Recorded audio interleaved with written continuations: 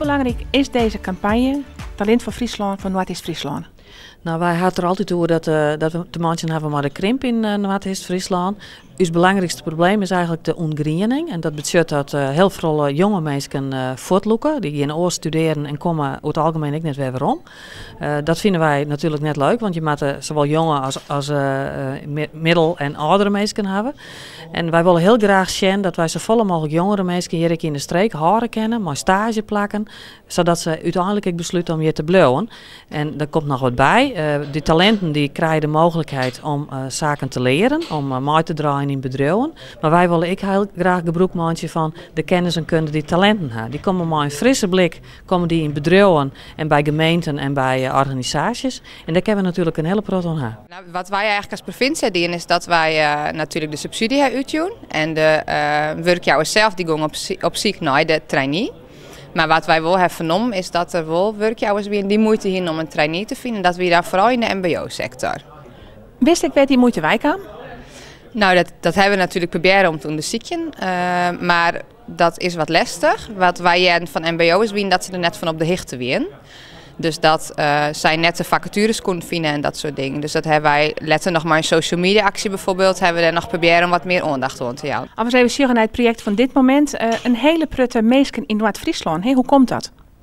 Ja, dat had te maken met de aanpak die wij hier kiezen hadden. Daar ben ik van uitzoeken. We hebben natuurlijk al de streekagenda. We rennen daar maar voorop in Friesland. We werken met 6 gemeenten geer. En we hebben van, we moeten er nou bij wezen.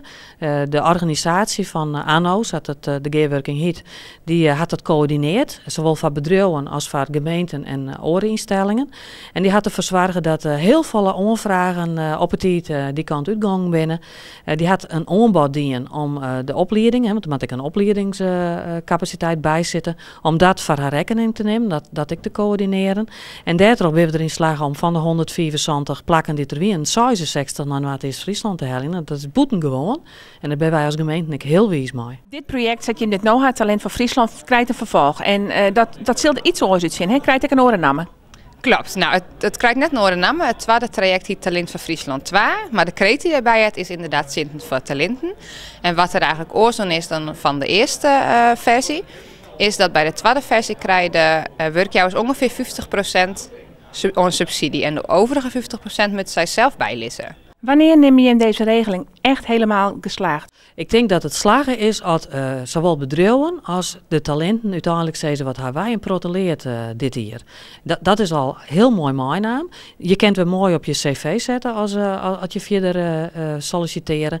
Maar ik zou me heel goed voorstellen kennen dat werkjouwers denken van dit had mij zoveel gebracht. Ik wil toch extra investeren in jonge mensen.